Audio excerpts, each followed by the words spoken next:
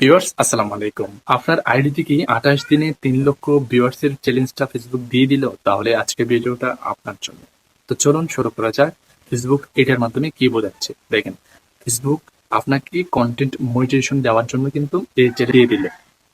Facebook বলতেছে আপনি যদি 28 দিনে 3 লক্ষ ভিউয়ার্স আনতে পারেন তাহলে আপনাকে ফেসবুক কন্টেন্ট মনিটাইজেশন অ্যালাউ করে দিবে, যার ফলে আপনি ইনকাম করতে পারবেন ফেসবুক। এই 3 লক্ষ ভিউয়ার্স এর চ্যালেঞ্জটা কিন্তু আমাদের মতো যারা নতুন কন্টেন্ট ক্রিয়েশন শুরু করবেন তাদের জন্য প্রথমে একটু কঠিন বিষয় হবে।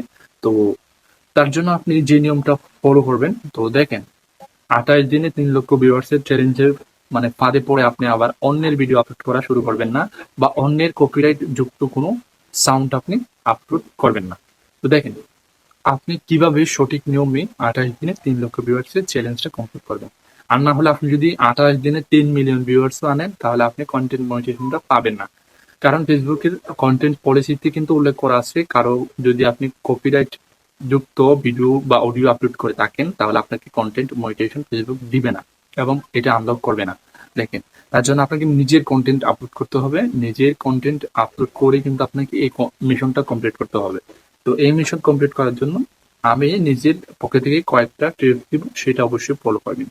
প্রথমে জয়েন চ্যালেঞ্জে ক্লিক করার আগে আপনি 4-5টা ভিডিও রেডি করেন। তো 4-5টা ভিডিও রেডি করে আপনি ভিডিওগুলো একটু এডিটিং করবেন, এডিটিং করে সামনের 3 সেকেন্ড অনেক ভালো হুক দিয়ে দিবেন, যেটার মাধ্যমে মানুষ আপনার ভিডিওটা সম্পূর্ণ ভিডিওটা দেখবে।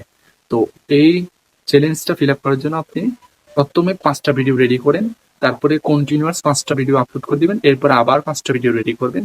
এভাবে আপনি 28 দিন পর্যন্ত ভিডিও আপলোড করবেন, সাথে হ্যাশট্যাগ দিয়ে দিবেন।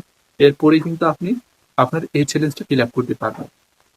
ফেসবুক কিন্তু আপনাকে এই চ্যালেঞ্জ ফিল আপের ফলে কন্টেন্ট মনিটাইজেশন দিবে, যার ফলে আপনি ফেসবুক থেকে প্রতিদিন একটা ইনকাম জেনারেট করতে